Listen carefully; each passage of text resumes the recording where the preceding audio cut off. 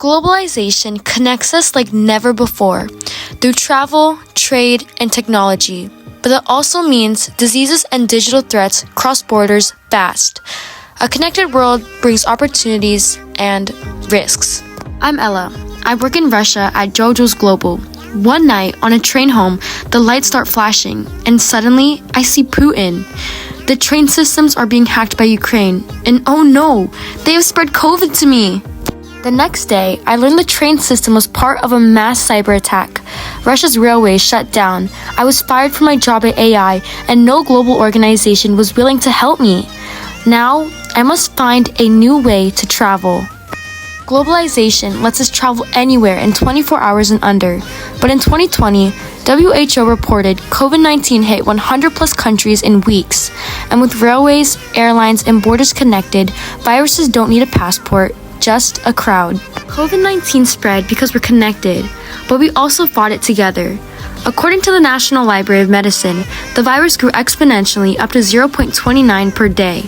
It exposed just how vulnerable our networks are, both digital and viral. Moving on, global collab gave us vaccines fast. Trials jumped 14% from 2017 to 2022, and COVID vaccines alone were 15% of the pipeline. This showed what we can do when science and nations work together.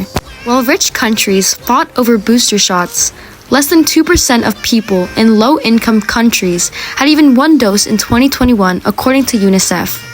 That's inequality and a global threat in disguise. The same way one cyber attack tragically hurt me and disrupted trains across Russia, vaccine hoarding disrupted global health. Power imbalance in the system meant some countries moved on, while others got left behind. Russia tried to fill the vaccine gap in Africa with Sputnik V, but with weak infrastructure and strained development ties, it couldn't keep up. Wealthier countries had the tools, the supplies, and the privileges, unlike others.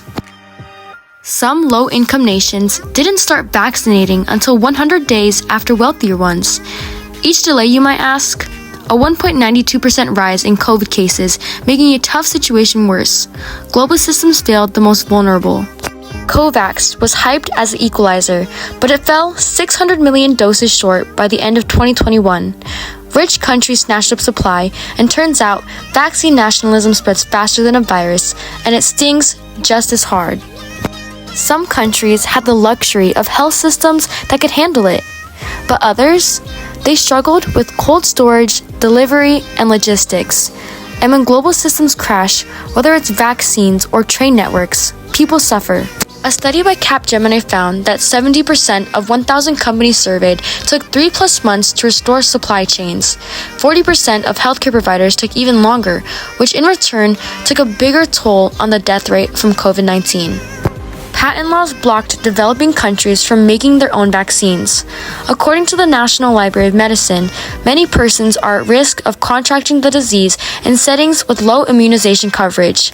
That's not science, that's power in politics. Export bans, production delays, lack of funding, poor infrastructure, and even hacking threats messed with vaccine deliveries.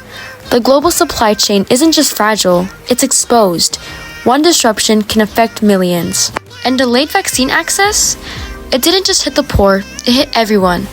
R&D estimates this could cost the global economy $2.3 trillion by 2025. That's what happens when we treat global health like a competition. Countries who got vaccines late had slower economic recovery, deeper inequality, and more long-term damage.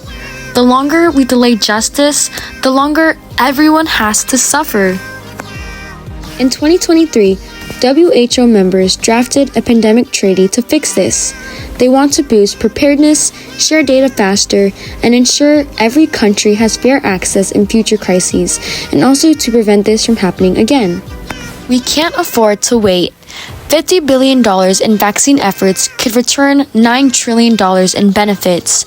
That's not charity, it's simple math, and it makes more sense than letting another global system break down.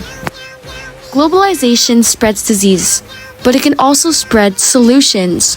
Whether it's a virus or a cyber attack, we're only as strong as our weakest link. So let's link up and do better next time. Yay!